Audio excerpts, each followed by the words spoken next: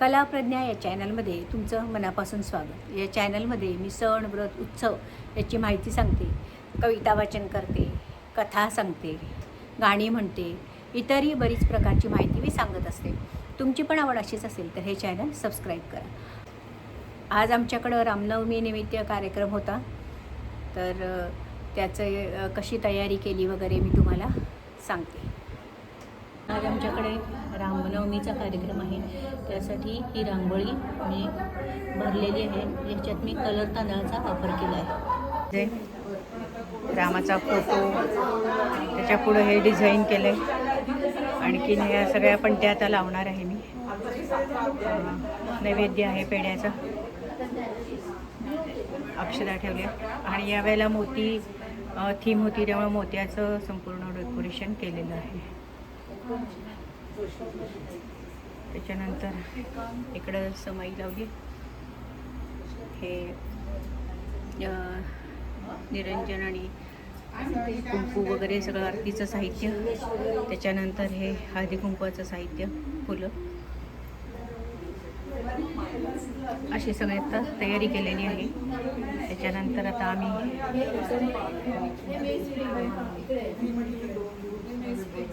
सगळे रामनवमीसाठी जे स्तोत्र वगैरे आहे त्याचं आम्ही आता पठण करू। थोडंसं लिहिलं आहे ते आपण ऐकूया। चैत्र शुद्ध नवमी हा हिंदू पंचांगानुसार चैत्र महिन्यातला नवरात्राचा 9वा दिवस आहे।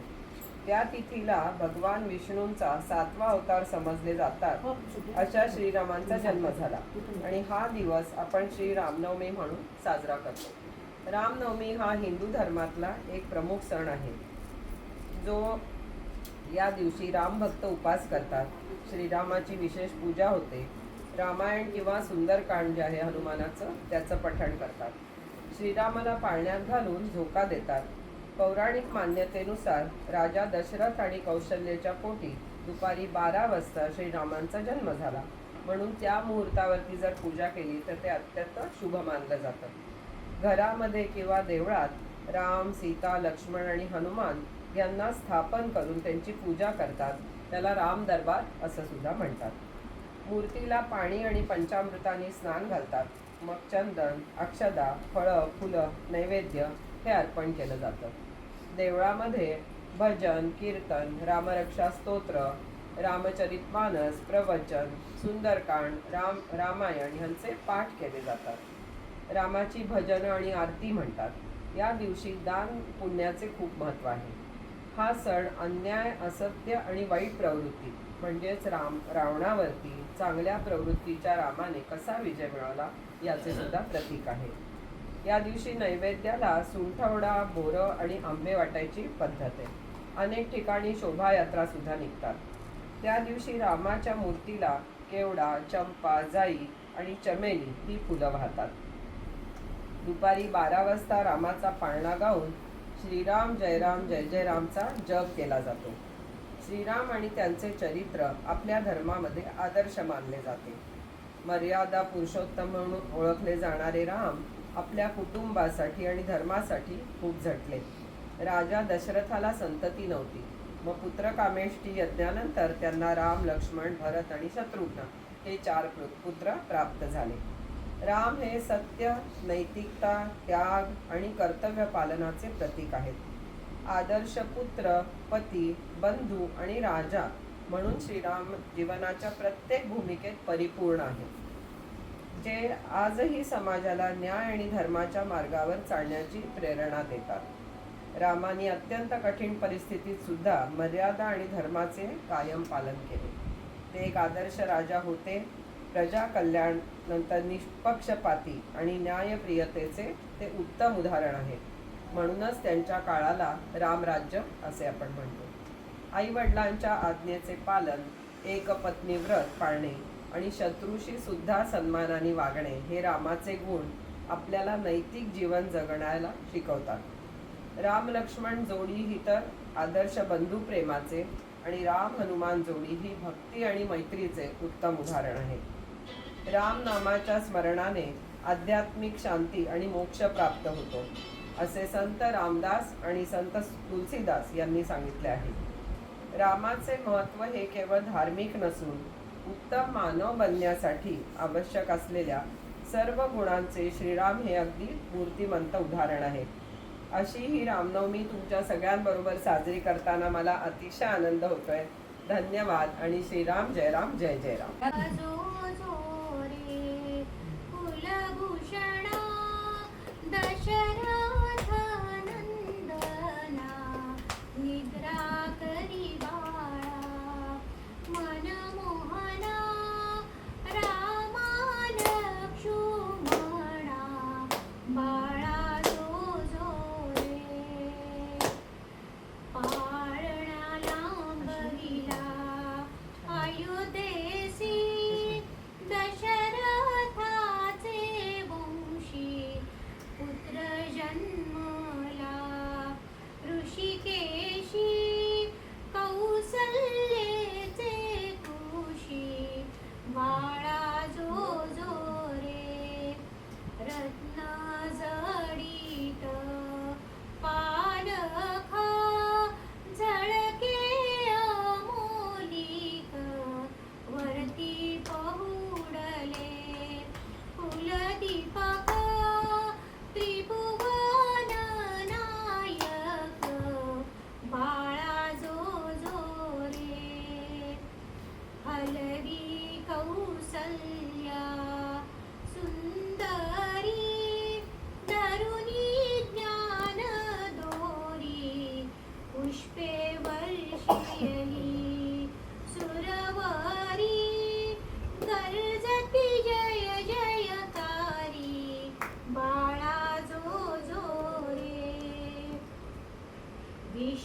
विश्वव्यापका रघुराया निद्रा करी बासखया तुझवरी पुरवंडी करुणिया सांडिन पुलिकाया बाळा जो जो रे येऊन वसिष्ठ सत्वर सांगे जन्मांतर राम परब्रह्म साचार सातवा अवतार बाळा जो जो रे याग रक्षुनिया अवधारा मारुनी रजनी जरा जाईल सीतेच्या स्वयंवरा उद्धरी गौतम दारा बाळा जो जो रे परिणिले जानकी सुरूपा बंगुनिया शिवचापा रावण लज्जित महाकोपा नवे पण हा सोपा बाळा जो जो रे सिंधू जलडोही अवधीळा नामे तरतील शिळा त्यावरी उतरुनिया दयाळा देईल वानर वेळा बाळा जो जो रे समूळ मर्दुनी रावण स्थापिल विभीषण देव सोडविले संपूर्ण आनंदले त्रिभुवन बाळा जो जो रे राम भावाचा भूकेला भक्ताधीन झाला दास विठ्ठले ऐकिला पाळणा गाईला बाळा जो जो रे बाळा जो जो रे बाळा जो जो रे. रामनवमी दिवशी मी सगळ्या सवाष्णींची ओटी भरली. तर ह्या पिशवीमध्ये मी ओटी ठेवली होती, एक फळ ठेवलं होतं आणि हे बघा हनुमान चालीसा ही मी दिली. आणि सगळ्या सवाष्णींना खूप आनंद झाला. आणखीन सगळ्यांनी आता ती देव्हाऱ्यामध्ये ठेवलेली आहे आणि दररोज आता सगळ्या वाचतायत. त्या कार्यक्रमामध्ये आम्ही रामनामाचा जप केला, मग रामरक्षा म्हटली, हनुमान स्तोत्र म्हटलं, भीमरूपी महारुद्र.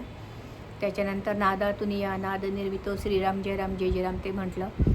त्याच्यानंतर काहींनी रामाविषयी लेखन केलं होतं, ते वाचून दाखवलं. काही मैत्रिणींनी रामाविषयी कविता केलेल्या त्या वाचून दाखवल्या. एक मैत्रीण आहे, तिनं तुलसीदासांविषयी माहिती सांगितली आणि त्यांनी लिहिलेली एक रचना वाचून दाखवली आणि त्याचा अर्थ सांगितला. त्याच्यानंतर काहींनी रामावरची गाणी म्हटली. त्याच्यानंतर मग आरती, रामाची आरती. त्याच्यानंतर मग हळदी कुंकू.